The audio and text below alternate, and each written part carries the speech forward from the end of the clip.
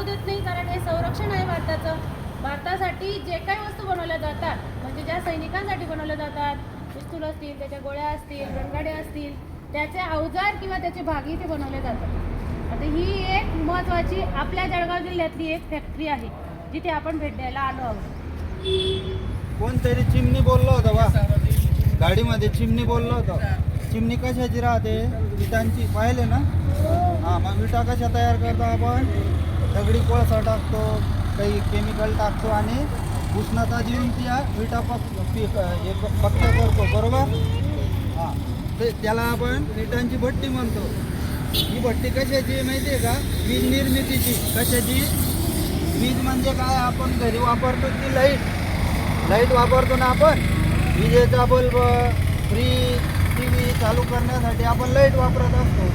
पण ही वीज निर्मिती कशाद्वारे केली जाते? कोळशाद्वारे. कशाद्वारे? हां, आणि आपल्या जिल्ह्यातला हा एकमेव औष्णिक वीज केंद्र आहे. या केंद्राचं नाव काय आहे? दीपनगर. काय आहे?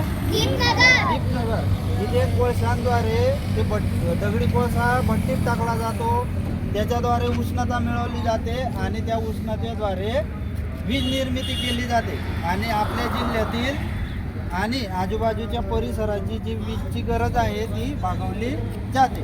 हा प्रकल्प कधी सुरू करण्यात आला?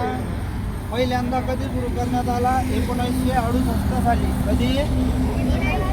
1968 साली.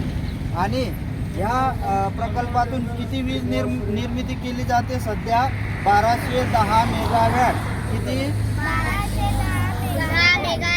नाव काय आहे? दीपनगर.